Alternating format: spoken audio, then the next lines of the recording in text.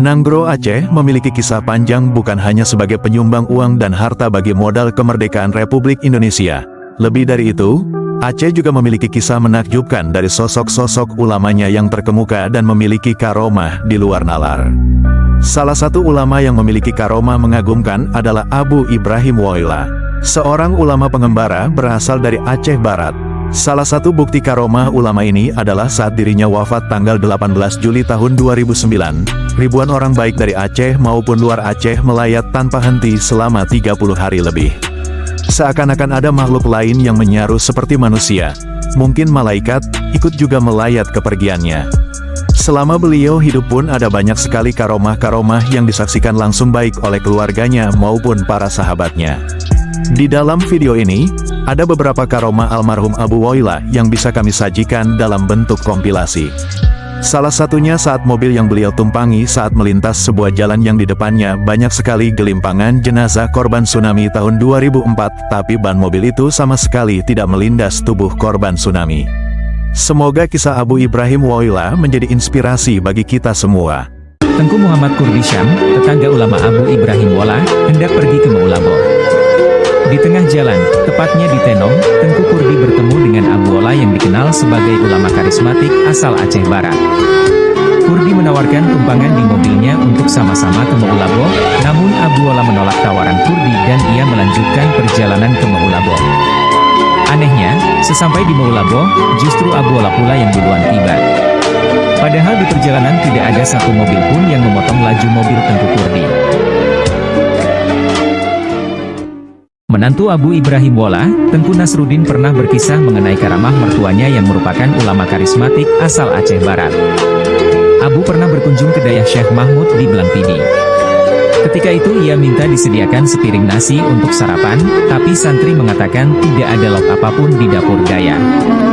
Lantas Abu Woyla kemudian menjawab bahwa ia bisa makan hanya dengan lauk telur, dan diminta kepada santri tadi untuk mengecek persediaan di dapur. Ajaibnya di tempat penyimpanan telur masih tersisa satu telur lagi. Padahal seingat santri tersebut, semua telur sebelumnya sudah habis tak tersisa dimakan santri lain. Inilah salah satu karamah kedua Abu Ibrahim Woyla yang nyata. Beliau merupakan wali Allah yang diberikan keistimewaan karena beliau sosok ulama murah hati dan dermawan. Suatu hari Abu Ibrahim Woyla, ulama karismatik yang memiliki kelebihan karamah asal Aceh Barat datang berkunjung ke rumah salah satu saudaranya dan minta sedikit nasi dengan lauk sambal udang belimbing khas Aceh. Istri tuan rumah saudaranya itu memberitahukan kepada suaminya bahwa stok asam di pohon belimbing dalam pekarangan rumah mereka sedang tidak berbuah. Tapi sang suami yang memuliakan Abu Ibrahim Woyla tetap bersikeras agar istrinya membuat menu kesukaan ulama tersebut dan meminta istrinya untuk mengecek lagi buah belimbing.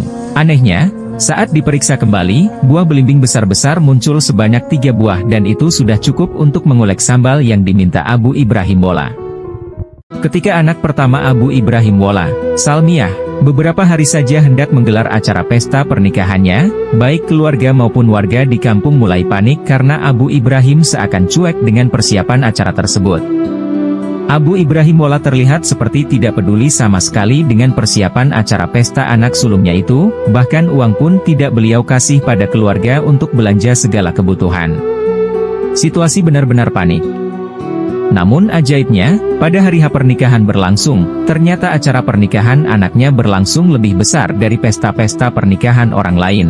Hal ini sangat mengejutkan seisi keluarga Abu Ibrahim. Ada saja yang menyiapkan segala hal hingga pesta itu berlangsung sukses. Inilah salah satu karamah Abu Woyla yang dikenal sebagai ulama karismatik dari Aceh Barat.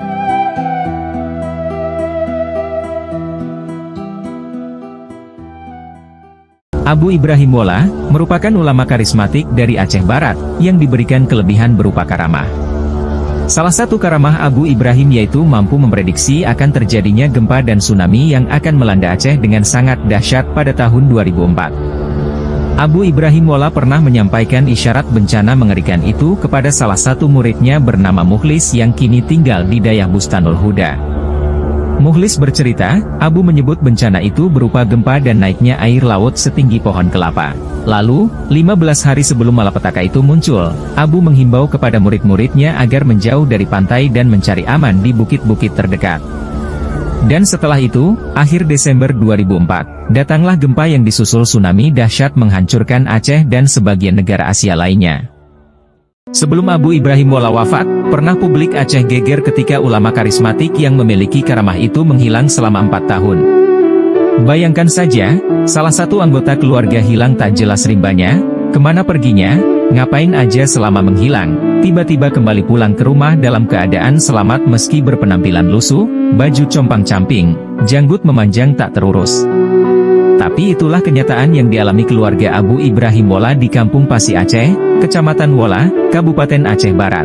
Ulama unik ini pernah menghilang dari keluarganya sebanyak 3 kali, yang pertama hilang selama 2 bulan, kedua, selama 2 tahun dan ketiga, menghilang selama 4 tahun yang tidak diketahui kemana perginya. Susah mengorek informasi darinya karena karakter beliau yang pendiam. Beliau berkomunikasi bila ada hal yang sangat urgent sehingga banyak orang yang tidak berani bertanya hal-hal yang terkesan aneh darinya. Abu Ibrahim Wola salah satu ulama yang sudah mencapai puncak waliullah. Beliau ulama sufi yang memiliki banyak karamah dan keunikan perilaku di luar manusia normal kebanyakan. Salah satunya beliau suka berkelana, berjalan dengan tanpa sandal. Tiba-tiba sering muncul di sebuah rumah warga. Di rumah warga yang beliau singgahi itu beliau mengitari rumah tersebut sambil mengucapkan zikir, mendoakan rumah sekaligus pemiliknya, lalu pergi lagi dengan cepat.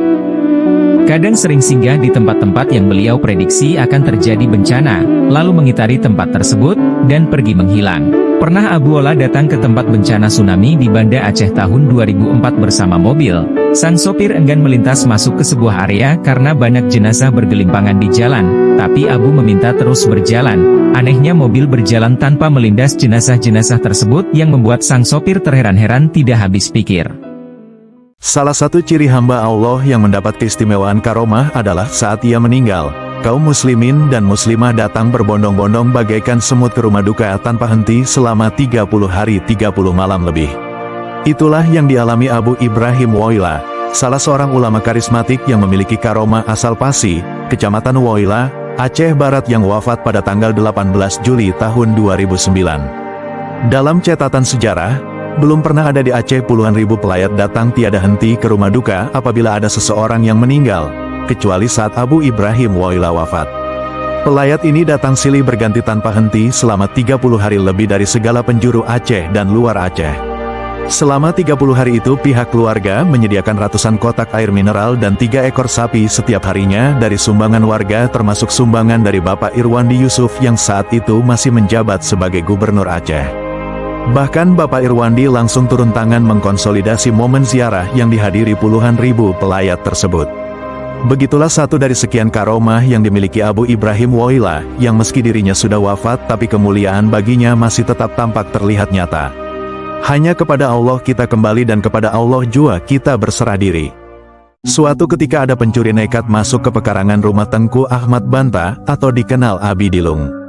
Beliau adalah ulama yang memiliki karomah, lahir tahun 1990 di Ulegle dan merupakan pendiri daya pertama di Ulegle, Pidijaya. Beliau juga imum cik 1 di Masjid Tuha Al-Istiqomah sejak tahun 1950. Saat pencuri tadi mengambil nangka Abi dan hendak kabur, keanehan terjadi, si pencuri tidak menemukan jalan keluar hingga kebingungan 87 keliling. Ia tak berhasil keluar dari halaman rumah Abi, seakan ada sekat goib yang menghalanginya. Sampai subuh terus berputar-putar macam gasing sampai Abi bangun hendak sholat subuh, beliau menghampiri si pencuri dan saat ditanya Abi, pencuri mengaku ia tidak menemukan jalan dan yang dilihat hanya hamparan laut yang luas. Baru setelah diizinkan Abi, pencuri itu bisa kabur dan mungkin itu kali terakhir ia kapok mencuri.